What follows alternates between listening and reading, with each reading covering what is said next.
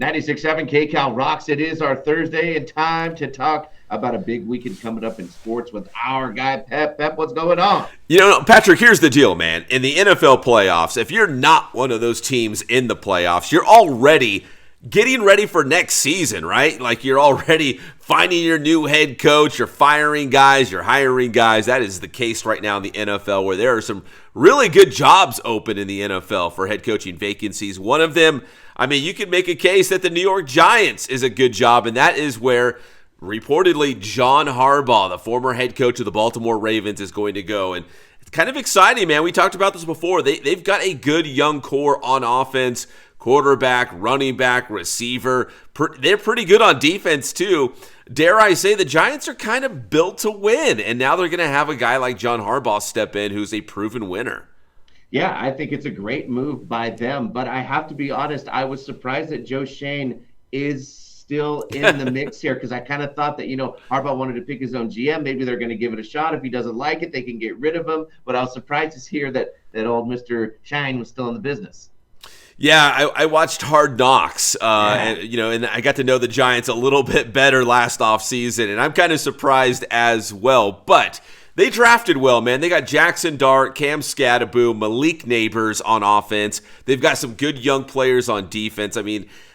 They can win. They got some guys. They're kind of built for the future. Maybe John Harbaugh is that right guy. Obviously, the track record speaks for itself in Baltimore, so it looks like John Harbaugh is going to be the head coach of the Giants. Now, Mike Tomlin's out there too, man. After 19 seasons, a Super Bowl title with the Pittsburgh Steelers, he's on the move. Now, will he be a head coach in the NFL somewhere else? That remains to be seen. So it's twofold. Pittsburgh hardly has head coaches. Well, they've had three in their entirety. So who's going to be the next head coach of Pittsburgh, and where's Mike Tomlin going to end up if he ends up anywhere? Maybe he's going to take a year off. From what I know, the Steelers still have the rights to Tomlin, so you'd have to give them compensation to make him your new head coach, which makes me think that Tomlin's going TV. Now, Harbaugh, on the other hand, he was like, let go or stepped away, technically fired, so he doesn't have that problem. He can become a head coach right away. I think he's going TV, Ben, for sure. They say that he can affect the game, greater than maybe even like John Madden. Yeah, some of those TV guys make good money, right? Like a NFL head coaching salary. So he might go TV. I also heard the rumor that maybe Pittsburgh would trade Mike Tomlin to another team. Get something back for him if they still hold on to his rights. So we'll see. Listen, if you're the Raiders, or I'm just throwing teams out there. If you're the Raiders or someone like that, do you probably want a guy like Mike Tomlin to come in? So, he's going to be wanted, but will he go the broadcasting route? Will he go TV and maybe put, coaching on hold for a season or two? That's a possibility too. Look at Bill Cowher. When Bill Cowher went into TV, I was like, okay, this is just a brief hiatus, right? He's going to come back. People are going to want Bill Cowher. Man, he got in the TV studio. He loved it. He never came out. He's still sitting there, probably making a bunch of money and having a ton of fun and a lot less stress, I would assume. I always thought John Gruden should have just stayed at Monday Night Football. He had the greatest gig, huge payday, easy for him to just analyze stuff. But I think these coaches, they always get the call back to become a coach. Yeah, and John Gruden, man, he was loved. People loved him on Monday Night Football, the way he could describe a game, and just his personality. He was very endearing, man. People loved him. So, but yeah, some of these NFL head coaches, you're right. They might go into broadcasting, a lot less stress, good money. But if you're a coach, how do you turn that off? How do you switch that off? You're always a coach. You want to maybe get back into coaching at some point. Absolutely. So we'll keep an eye on that. Yes, as the teams that are not in the playoffs start gearing up for next season already, but we do have the divisional round this week, and man, what a nut. This is probably, Patrick, this is probably my favorite weekend of playoff action. I know the wild card round was amazing. Like, it was the best weekend of playoffs. But this is probably year in and year out my favorite round because everybody's playing. We got some really great games in the NFC. 3 of those 4 teams are from the NFC West, as the 49ers are going to go on the road to Seattle. The Rams are on the road in Chicago. And the AFC, it's already set to Bills at Broncos, Texans at Patriots. Those are your final 8, man. 2 of those teams will be playing head-to-head in the Super Bowl. And it's pretty cool because we are down to the really good teams, and that's why this weekend is so special and fun to watch because we do not know what is going to happen for sure. Any of these teams could do well. I also heard the rumor that's not good for my Seahawks, which is great for your 49ers, that Fred Warner is looking to go in this Saturday night game against the Seahawks. Remember his horrific leg injury. Yeah. I saw him. If you see the video of him running around, he looks pretty good. I don't like that, Pat.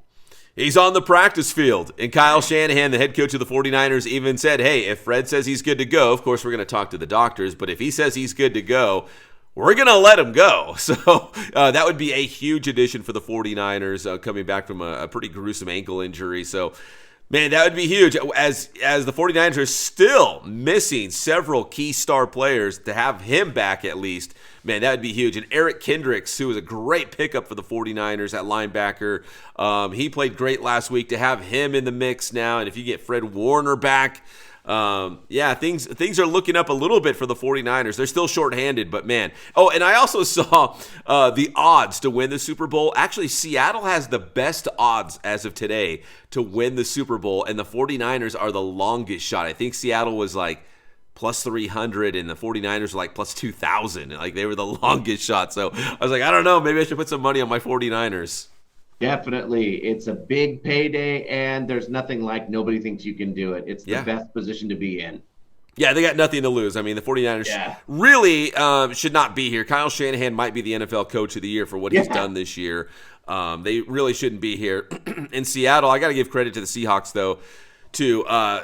They are way better than I thought they were going to be this year. And Patrick, you're a Seahawks fan. You could speak more to that. But I thought they were going to be good. Did I think they were going to win the division or be the number one seed in the NFC? I did not think they were going to be this good. I think you are right on target with all of that. I think we just didn't realize that the defense was going to be this ferocious, to where you can throw 4 interceptions in LA and still be in the game and possibly win. It's an unbelievable crew. I mean, talk about a job on recruiting and drafting. They've done amazing. Yeah, they've really rebuilt themselves quickly, right? After the Pete Carroll era, it's like, oh, here we go in the rebuild. When will Seattle be good again?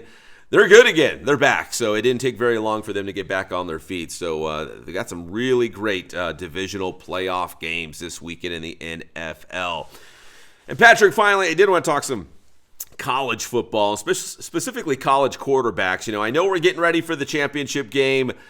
Fernando Mendoza, Indiana quarterback, looks like the number 1 pick in the upcoming NFL draft, which would be to the Las Vegas Raiders. But some other big quarterback names out there in college football, either on the move or deciding not to go the NFL. I'm specifically talking about Dante Moore, the starting quarterback for the Oregon Ducks. He is staying in Eugene. He said he is not going in the NFL draft. And 2 things here. One is, on an NFL rookie contract, he might make more money playing for the Oregon Ducks one more season than going to the NFL draft and being a rookie in the NFL. And also, it looks like if Fernando Mendoza goes 1 to the Raiders, that Dante Moore probably would go to the New York Jets, and maybe he's trying to avoid going to a team like the New York Jets. Yeah, it's always a really tough situation. I don't dislike him for going back to college, because I do kind of like that for developmental purposes, but it's tough when you are going to be that high in the draft. They always say, no matter what, don't look a gift horse in the mouth, go to the draft. Yeah, I guess, there's a lot of things to this. Like, do you have an insurance policy in case something happens to you? Let's say your career is ruined in playing college football and you never make it to the NFL. You miss out on that payday. There's a lot of things to consider, but now with NIL, he's still going to make a lot of money. In fact, he might make more money this upcoming season at Oregon than he would as a rookie quarterback in the NFL. So the landscape has changed, man, for college quarterbacks in terms of making money, and if it's a good financial decision to go to the NFL. Yes, it is so true. It has changed the game. We can end on this, Pep. Indiana, Pep. Miami, your final pick before the game. How do I not pick against Indiana, man? Listen, the last 3 games for Miami have been impressive. Very impressive, just to get to the championship game. I think we've talked about that before. But the way that Indiana has beaten really good teams, in the Rose Bowl against Alabama, in the previous game against Oregon. How do you not pick Indiana? I got to go with the Hoosiers. All right, it's a beautiful thing, man, because I'm on the Miami train, so we'll see what happens when we meet up with Pep on Monday. Pep, tell him we got to get your stuff, dude. Plus, I love the Indiana coach, Curt Cignetti, man. He's always angry, and I can get behind that. That's cool. You can get my stuff on Inland Sports, on X, on Instagram, and Facebook. We're also on YouTube. Usually happy, not very angry on Inland Sports. Thanks, Pep.